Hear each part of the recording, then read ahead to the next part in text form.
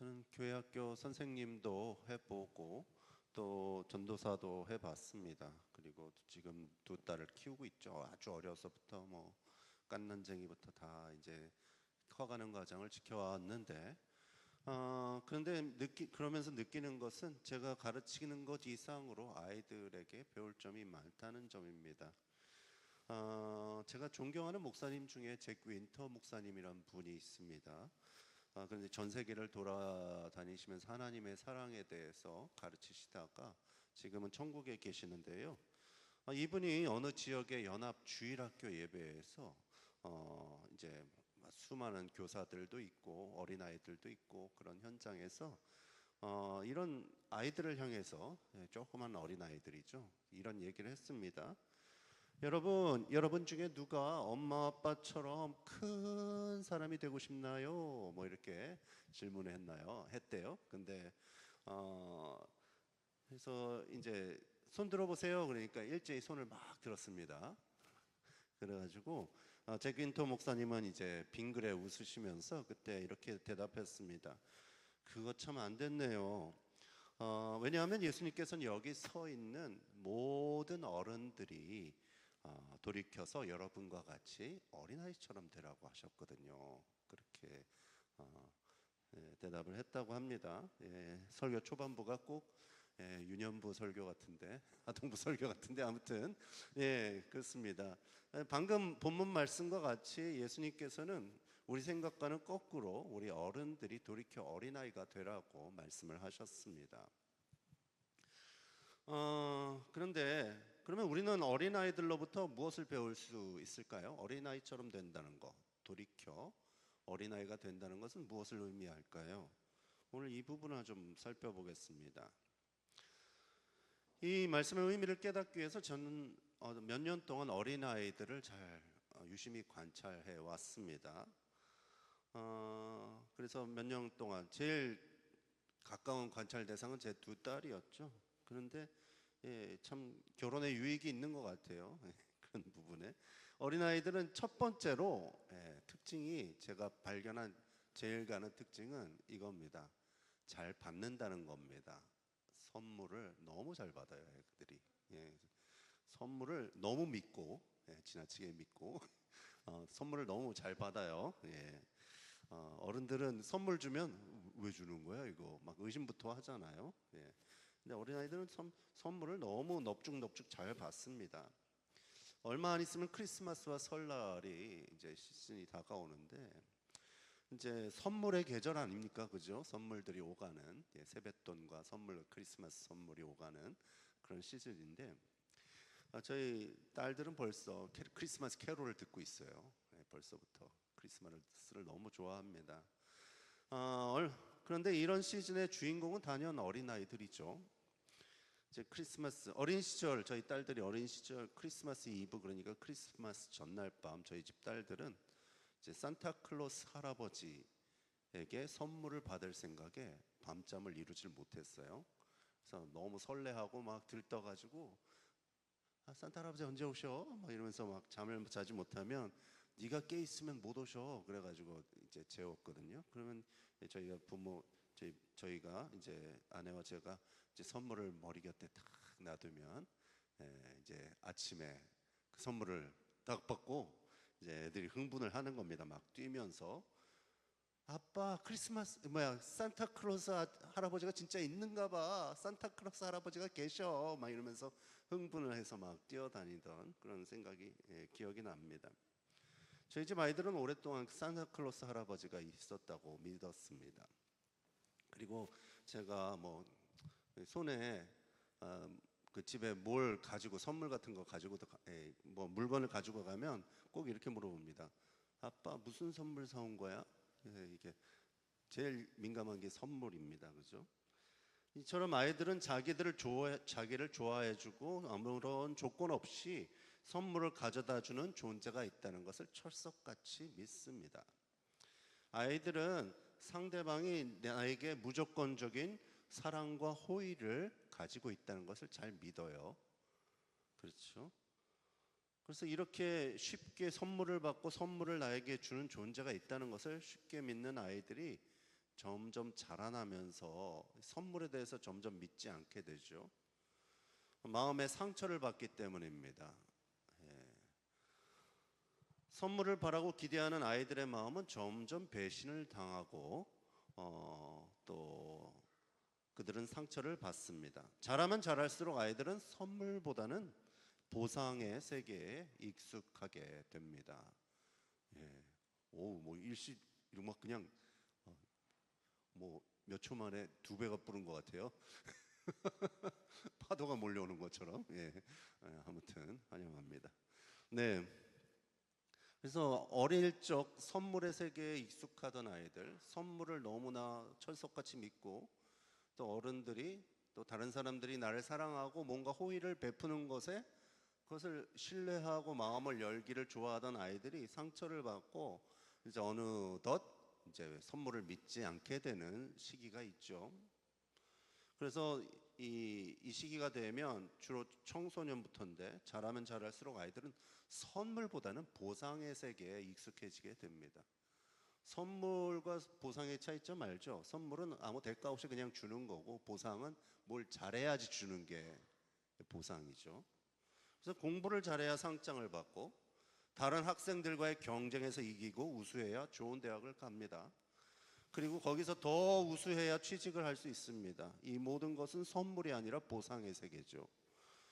내 스스로 잘해내지 않으면 국물도 없다고 느껴집니다. 이 모든 것은 상대방이 나를 무조건적으로 좋아해 주어서 주는 선물이 아니라 내가 노력해서 얻어내야 하는 보상이라는 겁니다. 그래서 어른이 될수록 이 보상의 세계에 점점 익숙해 갑니다. 이렇게 해서 취직을 하면 보상의 세계와 비슷한 또 월급의 세계가 있지 않습니까? 그죠? 야근해야 야근 수당 주고, 예, 그죠? 열심히 일해야지 승진하고, 안 그러면 잘리고, 뭐 이런 세계가 있지 않습니까?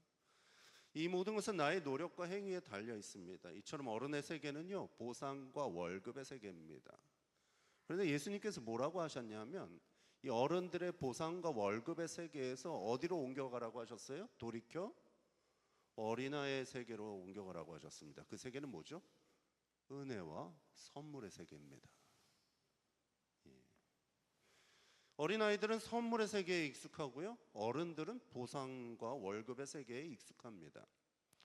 그런데 예수님은 보상과 월급의 세계에 익숙한 어른들로부터 배우지 말고 도리어 선물의 세계에 익숙한 어린아이들로부터 배워서 돌이켜 어린아이가 되라고 말씀하셨습니다. 그런데 여러분, 모든 것이 은혜, 뭐 이런 찬양도 있잖아요. 모든 것이 은혜다, 그죠? 네, 성경 말씀도 있고 크리스천의 모든 삶이 모든 것이 은혜라고 하잖아요. 근데 카리스란 단어가요, 사실은 이제 어근이 똑같아요. 선물과 은혜는 똑같아요. 같은 어근을 가지고 있습니다. 은혜를 믿는다는 걸 뭘 믿는 거예요? 선물을 믿는다는 겁니다. 예, 은혜를 믿는다는 건 하나님이 선물 주시는 분이란 걸 믿는다는 겁니다. 자, 로마서 8장 32절 말씀을 보겠습니다. 로마서 8장 32절 말씀 함께 읽으시겠습니다. 시작. 자기의 아들을 아끼지 아니하시고 우리 모든 사람들을 위하여 내주신 이가 어찌 그 아들과 함께 모든 것을 우리에게 주시지 아니하겠느냐. 여기서 하나님을 우리에게 선물을 주시는 분으로 묘사되고 있습니다. 선물 준다라는 단어가 여기 두 개가 있어요. 골라보세요. 예, 하나 있죠. 내주신 이가, 또 그 단어도 있죠. 자, 첫째는 뭘 주셨어요? 아들을 주셨습니다. 언제 주신 거예요? 우리의 구원을 위해서 주신 겁니다. 그죠? 우리가 처음 예수를 믿을 때 은혜로 믿었죠? 그죠? 그건 선물의 세계였습니다. 그죠? 예수님을 주셨기 때문에 우리가 예수님을 선물로 받고 구원까지 덤으로 얻은 겁니다. 그렇죠? 자, 그러면 구원 이후에는 또 어떻게 해요? 구원 이후에 선물의 세계예요? 보상의 세계예요? 구원 이후에도 모든 것을 우리에게 주신다는 겁니다.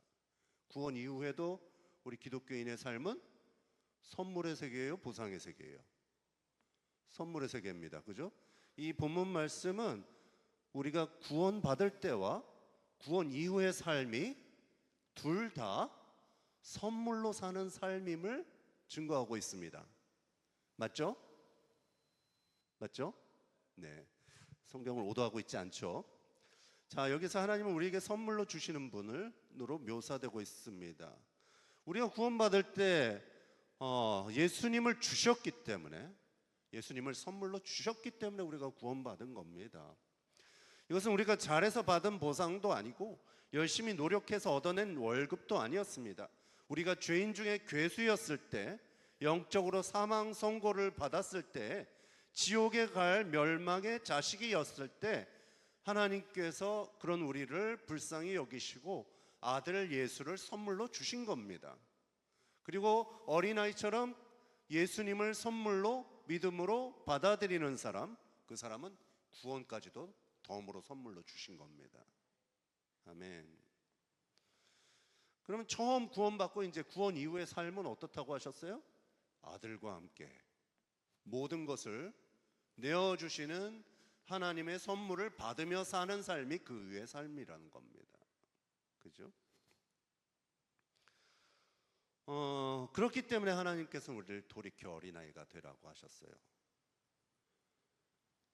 하나님의 나라는 선물의 나라이기 때문에, 하나님의 나라는 은혜의 나라이기 때문에 그 은혜의 세계에서 우리가 적응하며 하나님과 관계 맺으며 살기 위해서는 우리가 그 은혜를 누릴 수 있는 어린아이가 되어야 된다는 겁니다.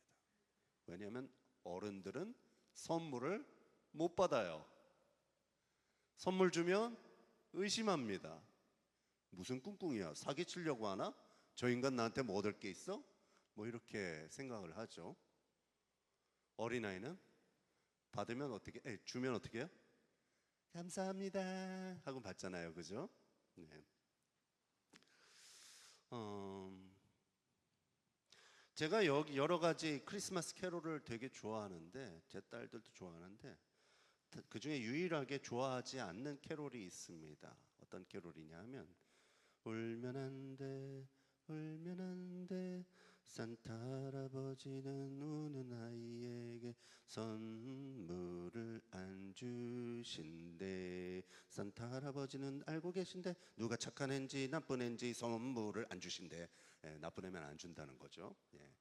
그런데 이게 선물의 세계인가요? 보상의 세계인가요? 보상의 세계죠. 그래서 말로는 선물인데 보상을 얘기하고 있는 겁니다. 나쁘면 안 주는 게 선물인가요?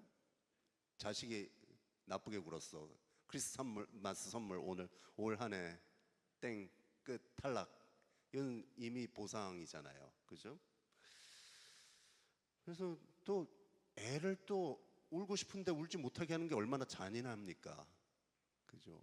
정서 불안에 시달리게 될 거 아니에요. 그죠? 애들은 울어야죠. 울고 싶을 때. 제 딸 희진이가 크리스마스 날 이 노래를 부르다가 저에게 이런 질문을 했습니다. 아빠, 나는 자주 울기도 하고 가끔 나쁜 짓도 하는데, 그런데 왜 산타 할아버지는 왜 나에게 선물을 주셨대? 이런 질문을 했습니다. 저는 이렇게 대답했습니다. 희진아, 네가 방금 부른 그 산타 할아버지 우는 아이에게 선물 안 준다는 그 노래는 틀렸어. 선물은 원래 울어도 주고 나쁜 짓 해도 주는 게 선물이야. 선물은 원래 상대방이 좋아서 무조건적으로 주는 거거든. 이렇게 대답을 했습니다. 그것이 선물의 정의입니다. 하나님께서 우리에게 예수님을 선물로 주셨어요. 우리가 잘해서 주셨나요? 착한 짓 했나요? 전도 100명 했나요? 죽도록 충성해서 주셨나요? 아니죠. 죄인의 괴수, 하나님의 왼수였을 때 주셨습니다. 그죠? 그게 은혜의 본질이고 선물의 본질입니다. 울어도 주고 나쁜 아이도 주는 것이 선물입니다. 우는 아이에게 선물을 주어서 우는 아이가 눈물을 멈추게 되고 환히 웃게 되는 것이 선물과 은혜입니다. 나쁜 아이에게도 선물을 주어서 그 나쁜 아이가 그 선물에 마음이 녹아지고 감동하고 사랑을 받아서 착한 아이로 변하게 하는 것이 선물입니다. 하나님의 세계는 이런 세계입니다. 이것이 예수님께서 이 땅에 오셨을 때 일어난 일입니다. 모든 사람들로부터 손가락질 당한 버림받은 창녀들이 예수님께로 왔죠. 예수님께서는 무조건적인 사랑과 구원의 선물로 그들을 마음을 녹이셨습니다. 그리고 그들은 변화됐습니다. 예수님의 그 사랑의 선물을 받고요. 예수님을 가장 사랑하는 순결한 여인들로 변화되었고, 또 그 창녀들이 나중에 변해서 초대교회 기둥들이 됐죠. 또 세리들은 어떻습니까? 여러분, 세리가 어떤 사람이 생각되세요? 우리나라로 따지면 친일파들입니다. 그죠? 예, 악종 친일파. 그런데 이런 그 매국노 노리고 사기꾼들이었던 이 세리들을 예수님께서 받아주셨습니다. 따뜻한 사랑과 구원의 선물을 경험하게 했습니다. 그리고 그들은 가장 열정적인 예수님의 제자들로 변화되었습니다. 의외로 그때 당시에 예수님의 그 구원의 선물을 받지 못한 사람들이 누구예요? 바리새인들, 종교 지도자들. 다 특징 뭐예요? 열심히 자기 노력으로 하나님한테 상 받으려고 했던 사람. 어른들이었습니다. 한마디로 어른들.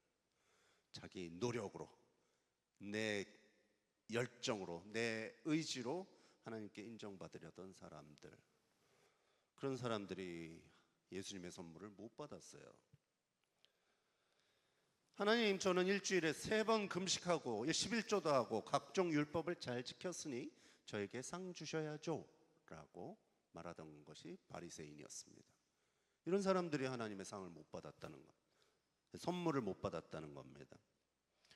서기관과 바리새인들은 어른들의 세계에 속해 있었습니다. 하나님으로부터 보상받으려 하고 월급을 받으려고 했습니다. 자신이 열심히 노력한 대가를 받으려고 했습니다.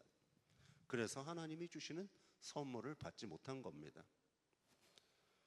지난주 우리 한문 공동체는 즐거운 회식 시간을 가졌습니다. 어떤 집사님께서 적지 않은 돈을 쾌척해 주셔가지고 우리 많은 청년들이 모여서 마음껏 고기를 뜯으며, 음식점 이름이 뜯고기였죠. 고기를 뜯으며 즐거운 시간을 가졌는데요. 그 돈을 쾌척할 수 있는 능력과 마음을 그 집사님에게 주신 분이 하나님이시니 이 모든 것이 하나님의 선물입니다. 그죠? 우리가 잘해서 얻은 게 아니잖아요.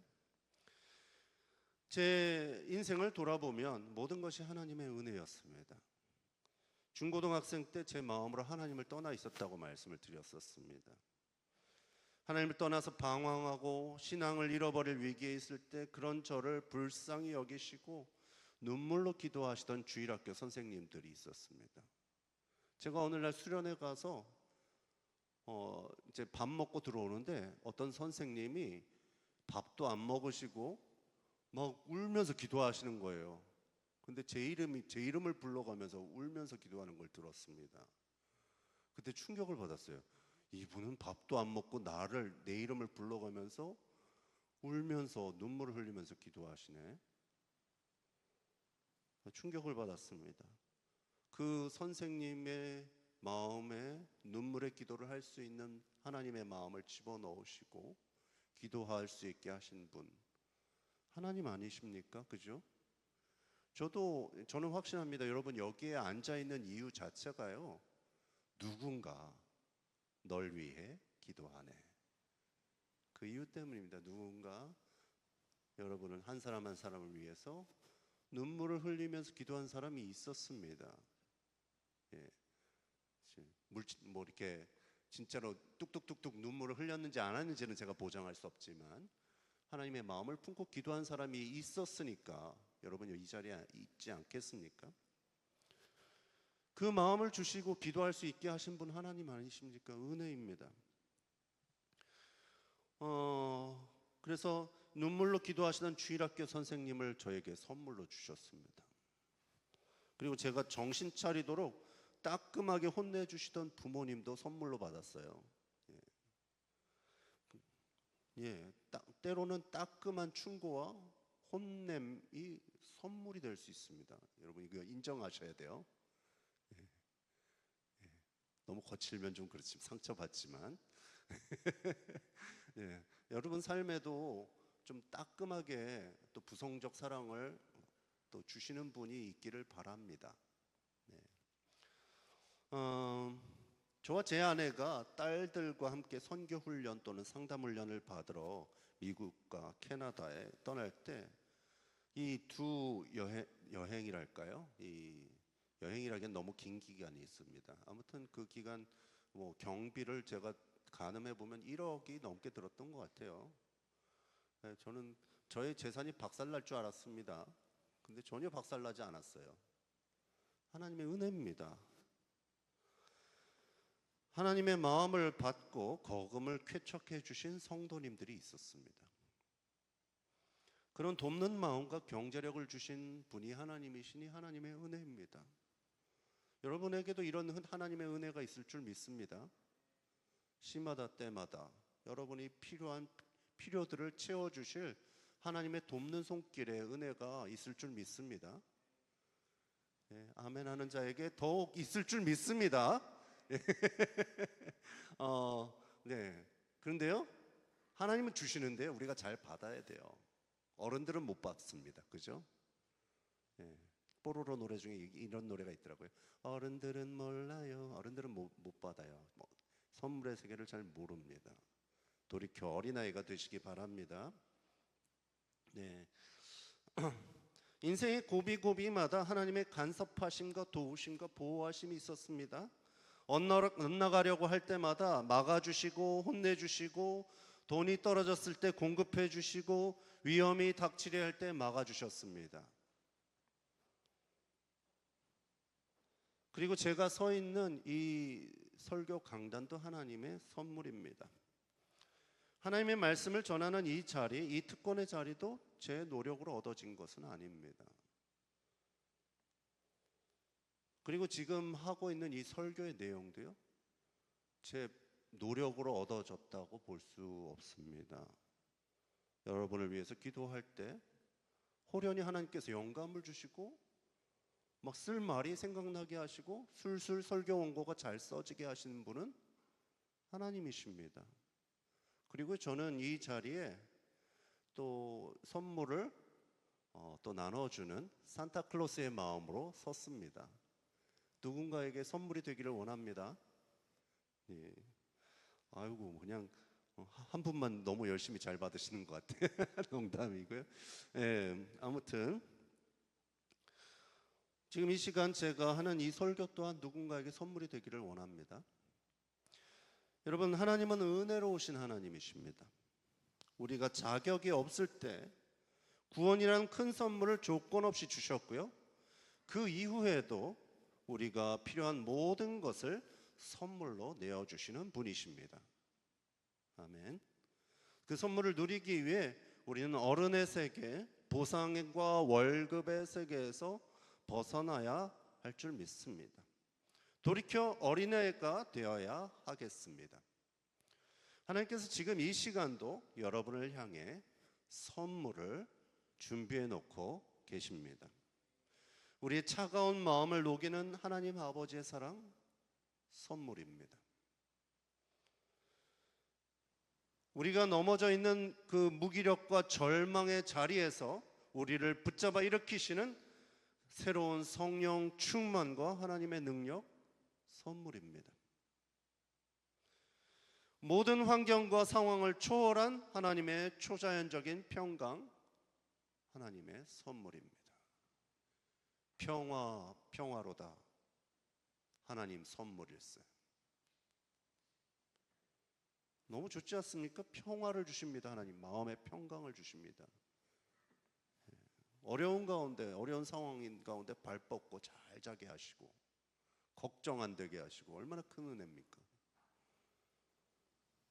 저에게 그런 은혜가 있습니다. 참 잠도 잘 자고 걱정해야 되는데 걱정도 안 되고, 상황을 돌파해낼 수 있는 지혜와 아이디어, 사방이 꽉 막힌 것 같은데 어디로 갈지 그냥 알아. 그냥 알게 되고 아이디어가 생각나고 또 지혜가 떠올라서 어떻게 하면 되겠다라는 생각이 안에서 막 떠올라요. 그런 선물이 있습니다. 하나님 그런 선물도 주십니다. 여러분 그런 선물을 받게 되기를 바랍니다. 이제 여러분 돌이켜 어린아이가 되시지 않겠습니까? 어린아이는 단순히 아빠가 나를 사랑하고 선물을 준비했다는 것을 잘 믿습니다. 우는 아이라도 괜찮습니다. 우는 아이에게도 선물을 주십니다. 나쁜 아이라도 괜찮습니다. 나쁜 아이에게도 선물을 주십니다. 사단은 이 시간 얘기할 겁니다. 네가 자격이 있어? 지난 일주일 동안 뭘 했는지 한번 생각해봐. 반성을 먼저 해봐. 이렇게 자격이 없어. 물론 회개가 필요할 수 있습니다. 그런데 은혜 아래 회개하시기 바랍니다. 하나님의 무한한 은혜 가운데 회개하시기 바랍니다. 어린아이처럼 단순히 기대하는 믿는 그 믿음 위에 거대한 하나님 나라의 선물의 세계는 열어 젖혀질 줄 믿습니다. 이 거대한 선물의 나라로 들어가시는 여러분들 되시기를 주님의 이름으로 축원합니다.